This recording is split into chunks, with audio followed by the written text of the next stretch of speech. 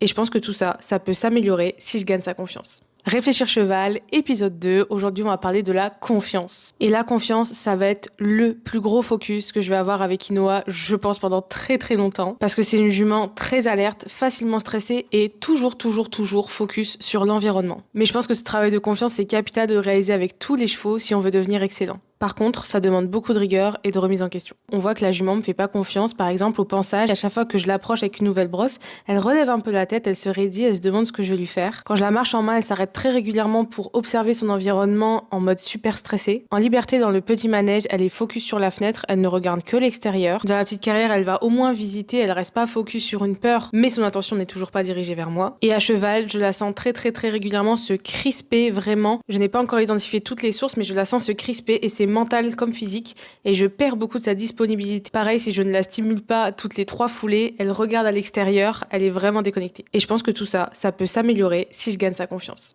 Tout ça, ça peut être des signes que votre cheval ne vous fait pas confiance ou que du moins il ne se sent pas assez en sécurité pour se focaliser sur vous et sur le travail que vous faites plutôt que sur l'environnement et les potentiels dangers.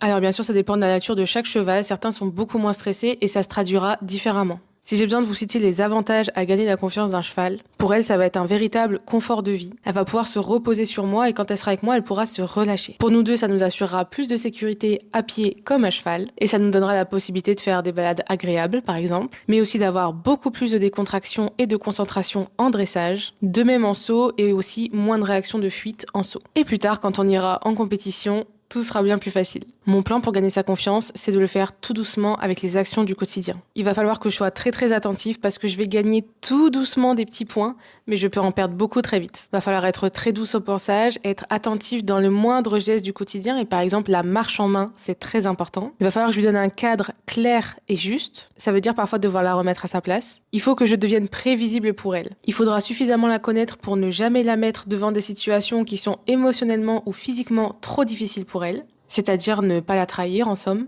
Et surtout, va falloir accumuler les petites victoires en lui demandant des petites choses simples et en récompensant beaucoup. De cette manière, elle va comprendre que ce code, c'est pour demander ce comportement et que quand elle a le bon comportement, je la mets dans le confort et c'est facile. Et vous commencez à me connaître, je vais pas vous laisser avec juste un sommaire de choses à faire. Tous les items que je viens de vous citer, je vais les détailler vidéo par vidéo, en vous montrant exactement ce que je mets en place, en analysant ses réactions sur les vidéos, en ajustant le tir si besoin et en débattant avec vous dans les commentaires pour qu'on avance ensemble. Il va y avoir pas mal de boulot, mais je pense que ça va être super intéressant. Alors on se retrouve tous les jeudis pour en parler dans Réfléchir Cheval.